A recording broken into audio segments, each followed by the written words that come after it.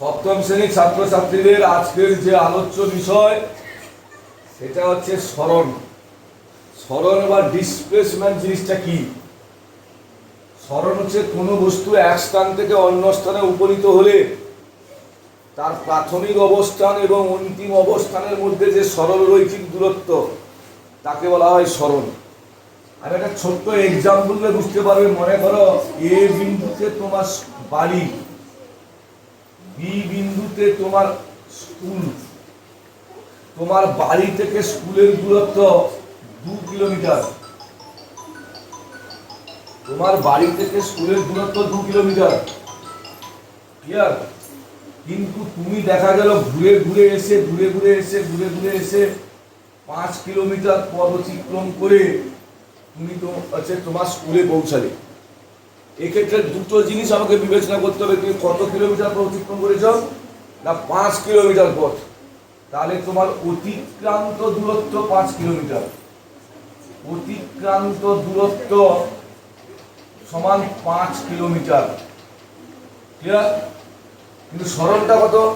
সরণ হচ্ছে তোমার প্রাথমিক অবস্থান এবং অন্তিম অবস্থানের মধ্যে যে সরলরৈখিক দূরত্ব।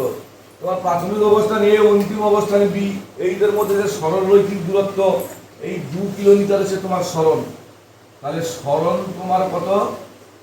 2 কিমি, ক্লিয়ার হলো? তাহলে সরণ সব সময় কি হবে? তোমার প্রাথমিক অবস্থান এবং অন্তিম অবস্থানের মধ্যে সরলরৈখিক দূরত্ব। এবার ধরো সরণ একটি কি রাশি? সরণ হচ্ছে ভেক্টর রাশি। সরণ হচ্ছে ভেক্টর রাশি। কেন না এর মান আছে এবং অভিমুখ আছে, দুটোই আছে। সিজিএস পদ্ধতিতে একক হচ্ছে সেন্টিমিটার, এসআইতে এর একক হচ্ছে মিটার, ক্লিয়ার? এর মাত্রা কি? মাত্রাকে সবসময় ক্যাপিটাল অক্ষর দ্বারা চিহ্নিত করতে হয়। সরণ মিনস ডিসপ্লেসমেন্ট, মানে একটা লেন্থ। লেন্থের প্রথম অক্ষর এল বলে এর মাত্রা আছে এল, ক্লিয়ার? এখান থেকে বিভিন্ন ধরনের তোমাদের কোশ্চেন জানতে হবে। কিরকম? ধরো তোমাকে বলা হলো একটা বৃত্তাকার পথের ব্যাসার্ধ হচ্ছে 5 সেন্টিমিটার। তুমি এই বৃত্তাকার পথের এ বিন্দু থেকে 15 মিটার পথ অতিক্রম করে 15 মিটার পথ অতিক্রম করে তুমি বি বিন্দুতে পৌঁছালে। তোমার অতিক্রান্ত দূরত্ব কত? তোমার সরণ কত? দেখো অতিক্রান্ত দূরত্ব, তুমি মোট যে পথটা অতিক্রম করেছো সেটা অতিক্রান্ত দূরত্ব। তাহলে অতিক্রান্ত দূরত্ব তোমার 15 মিটার। কিন্তু সরণ কত? তোমার প্রাথমিক অবস্থান এ, অন্তিম অবস্থান বি, এর মধ্যে যে সরলরৈখিক দূরত্ব সেটাই হচ্ছে তোমার সরণ। তার মানে তোমার সরণ এবি। এবি হচ্ছে বৃত্তের কি? ব্যাস। ব্যাসার্ধ কত? 5। তাহলে ব্যাস কত হবে? তাহলে সরণ সমান 2 গুণিতক 5 সমান 10 সেন্টিমিটার। কিন্তু তোমার অতিক্রান্ত দূরত্ব কত? 15 সেন্টিমিটার। আবার দেখো, ধরো তুমি এ থেকে বি তে এলে, আবার তুমি বি থেকে এ তে ঘুরে এলে।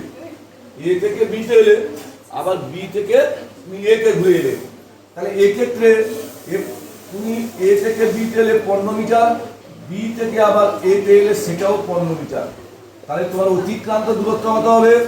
না অতিক্রান্ত দূরত্ব হবে, তোমার অতিক্রান্ত দূরত্বটা আমার দাঁড়াবে 15 যুক্ত 15 সমান কত হচ্ছে? 30 মিটার। কিন্তু তোমার সরণ কত হবে? সরণ তোমার প্রাথমিক অবস্থানে এ, অন্তিম অবস্থানে এ, এই দুজনের মধ্যে কোনো সরলরৈখিক দূরত্ব নেই, তাই তোমার সরণ হবে 0।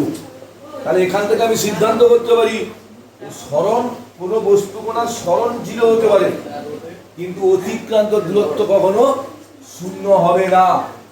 কখনো অতিক্রান্ত দূরত্ব 0 হবে না, কিন্তু সরণ 0 হতে পারে। আবার তোমাকে আবার একটা টাইপের কোশ্চেন থাকতে পারে, তুমি উত্তর থেকে দক্ষিণ দিকে 4 কিলোমিটার পথ এলে, দক্ষিণ থেকে পশ্চিম দিকে তুমি 3 কিলোমিটার পথ গেলে, তোমার অতিক্রান্ত দূরত্ব কত? সরণ কত? দেখো অতিক্রান্ত দূরত্ব কত হলো? অতিক্রান্ত দূরত্ব সমান 4 যুক্ত 3 সমান 7 কিমি। তোমার অতিক্রান্ত দূরত্ব 7 কিমি। তোমার সরণ কত? এইটা এ পজিশন, এটা সি পজিশন। তাহলে আমরা জানি সরণ হচ্ছে প্রাথমিক অবস্থান এবং অন্তিম অবস্থানের মধ্যে সরলরৈখিক দূরত্ব।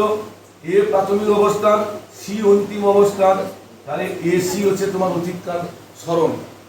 এটা একটা সমকোণী ত্রিভুজ।